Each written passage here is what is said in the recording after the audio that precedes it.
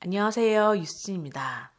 이서연 선생님이 호텔 조찬 미팅에서 서빙하던 청년을 만나 상담해 주신 내용이 나옵니다. 청년은 여느 평범한 학생들처럼 대학을 졸업하고 취업 준비 중인데 모아놓은 돈도 없고 학자금 대출까지 있어서 자신이 가진 게 없다는 느낌이 너무 많아 의기소침하고 긴장되어 번번이 면접 인터뷰에서 떨어졌습니다. 이것저것 나가고 나면 잔고는 10만 원 남짓.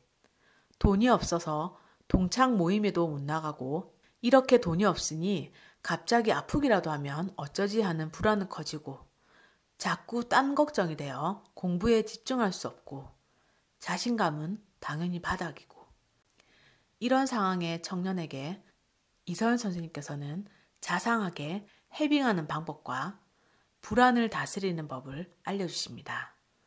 그날 저녁 집에 돌아온 그는 선생님의 말을 곰곰이 되새기며 방안을 천천히 둘러봅니다.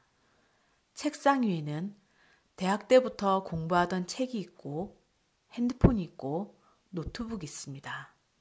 고개를 돌리자 작은 침대, 어머니가 보내준 따뜻한 이불, 여자친구에게 선물 받은 곰인형도 눈에 띕니다. 내가 가진 것들이 이렇게 많았구나. 쉴 수 있는 집과 나를 사랑하는 사람들이 있었네. 이런 것들이 왜 지금까지 보이지 않았을까? 해빙을 실천한 것도 그때부터였습니다. 버스를 탈 때, 핸드폰을 사용할 때, 편의점에서 도시락을 사 먹을 때도 늘 가진 것에 대해 기뻐하고 감사하려고 노력했습니다. 물론 마음이 바로 편해진 건 아니었습니다. 돈이 나갈 일이 생기면 금세 불안해지곤 했습니다. 그럴 때마다 그는 스스로를 향해 이렇게 말하며 타일렀습니다. 진정하자. 조금 흔들려도 괜찮다고 선생님께서 말씀하셨지. 지금 나는 부자가 되는 흐름을 타고 있어. 배 방향만 돌리지 않는 한 나는 안전할 거야. 해빙을 할수록 새로운 사실도 알게 됐습니다. 지난 1년 동안 남에게 돈을 빌릴 일이 없었구나. 2달 이상 이자를 밀린 적도 없었네. 갑자기 병원에 간 적도 없었네. 정말로 나에게 돈이 있구나. 생각이 바뀌어 갈수록 몸에도 활력이 돌기 시작하고 덕분에 최선을 다해 면접 준비에 몰두할 수 있게 됩니다. 3개월 후 한 글로벌 전자회사에 입사하게 됐습니다. 수소문에 이서연 선생님의 메일 주소를 알아내고 뜨거운 감사의 마음을 담은 메일을 보냈다고 합니다. 우리가 아무리 애써도 불안할 때가 있잖아요. 그 물음에 대해 이서연 선생님은 이렇게 말씀하십니다. 불안은 자연스러운 감정입니다. 마치 배가 파도에 흔들리는 것처럼요. 지금 단기적인 재정 목표를 향해 제대로 가고 있다면 실컷 불안해해도 됩니다. 중요한 건 불안에 빠져 목표를 잃어서는 안 된다는 겁니다. 배가 흔들리는 것도 항해의 일부라는 걸 잊으면 안 돼요. 많은 사람들이 불안한 나머지 잘 가고 있는 배의 방향을 갑자기 바꿔버린다면 그게 더 큰 문제예요. 그렇게 발버둥을 칠수록 배를 암초에 부딪히게 하고 풍랑에 휩쓸리게 할 뿐 원래의 목적지와는 점점 멀어지게 됩니다. 불안해해도 괜찮아요. 자신의 감정을 두려워할 필요는 없어요. 불안과 긴장은 암같이 도려내야 할 종양이 아니에요. 지금 흔들린다 해도 우리가 계속 목적지를 향해 나아가고 있음을 잊지 마세요. 여전히 안전해요. 잔잔한 냇물이 흐르는 곳에 종이배를 띄우면 물살을 따라 종이배가 안전하게 목적지까지 떠내려가는 걸 보신 적 있죠? 그거랑 같습니다. 불안을 목적지에 도착하는 과정의 일부로 받아들이면 그것을 떨쳐내기 위해 과장된 행동을 하지 않을 수 있습니다. 마음이 실컷 불안해하고 조바심을 내도록 두고 영혼이 이끄는 대로 편안함을 따라 행동하세요. 그럼 자연스럽게 행운을 끌어올 수 있습니다.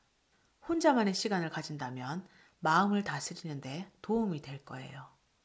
타인의 초점을 맞추는데 에너지를 쓰게 되면 타인과 자신을 비교하는데 감정을 낭비하게 되고 필요 이상의 부정적인 감정에 휩쓸리기 쉽습니다. 오직 나 자신을 온전히 돌보는데 약간의 시간을 쓰는 것만으로도 충분합니다. 아가씨 때부터 제일 좋아하던 말이 그거였습니다. 시작은 미비하나 그 끝은 창대하리라. 결혼 전부터 그랬어요. 열정이 너무 가득한 거예요. 시작은 이거저거 막 시작해요. 근데 끝맺음을 못해요. 왜 난 끝맺는 게 하나도 없지? 하고 낙담하고 내 자신에게 실망하기를 반복했습니다. 결혼을 하고 아이를 키우다 보니까 내가 성장하지 않으면 안 되더라고요. 아이의 맑은 영혼이 날 비춰줍니다. 아이를 있는 그대로 인정해주고 사랑해주기 위해선 내 성장이 필요했습니다. 내 공부가 필요했습니다. 그래서 계속 시도하고 공부했습니다. 시작은 언제나 거창하고 열정은 가득하니까 뭐든 하고 싶으면 바로 시작했어요. 지금도 마찬가지고요. 마음먹기를 어느 누구보다 빨리 하고 결정을 내리면 바로 실행에 옮겨요. 하나라도 배울 게 있고 내가 얻을 게 있으면 먼 곳이라도 강의를 들으러 달려가고 배우러 달려갔습니다. 시간과 돈과 노력을 투자해서 결과를 알 수 없지만 시작했습니다. 한 몇 년 결과가 다른 게 없었어요. 근데 전 또 시도하고 또 시도하고 성장하려고 노력했습니다. 이거 언제 끝나?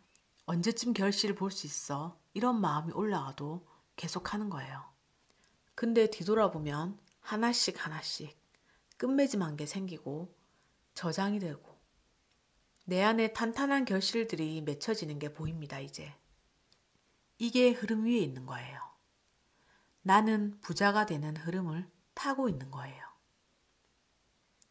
부와 풍요를 향하는 흐름 위에 내가 있는 거예요. 저는 65페이지에 우화, 아름다운 꽃을 피웠구나. 이 부분이 너무 좋았어요. 어떤 사람이 여러 종류의 꽃과 나무를 정원에 심었다. 열심히 물을 주고 정성을 다해 가꾸었지만 시간이 지나도 꽃이 피지 않았다. 시들어가는 꽃과 나무에게 정원의 주인이 물었다.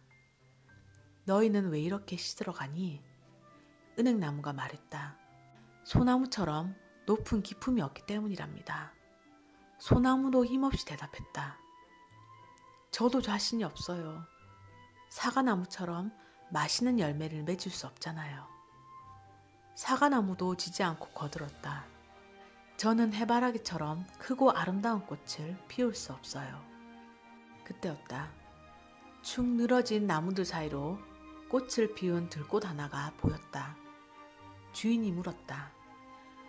모두들 시들어가는데 너만 아름다운 꽃을 피웠구나. 비결이 뭐니? 들꽃이 살포시 웃으며 답했다. 저에게는 작고 소박한 멋이 있답니다. 이런 멋이 사람들에게 기쁨을 준다는 것도 알고 있지요. 이런 제 모습이 사랑스럽고 좋아요. 예쁜 꽃을 피울 수 있어서 저는 너무 행복하답니다. 들꽃은 자기 자신으로 사는 기쁨과 행복을 온전히 느낀 것이다. 다른 식물이 시들어갈 동안 혼자 꽃을 피운 비결이 거기에 있었다. 이 책은 정말 많은 사람들을 살릴 책입니다. 이 책을 읽고 가르침을 온전히 믿고 따르는 순수한 마음을 가진 사람이라면 자기 안에 있는 힘을 발견하고 나아갈 수 있는 사람이 이 책을 읽는다면 정말 인생이 바뀔 책입니다. 지금까지 부와 행운을 끌어당기는 힘, 더 해빙 함께 했습니다. 항상 함께 해주시고 제게 큰 힘이 되어주시는 구독자분들 정말 감사드립니다. 꽃들이 가장 예쁜 싱그러운 5월, 그 꽃들처럼 아름답게 피어나세요. 태양은 언제나 당신을 향해 따사로운 햇살을 비춰주고 있습니다. 감사합니다. 사랑합니다. 축복합니다.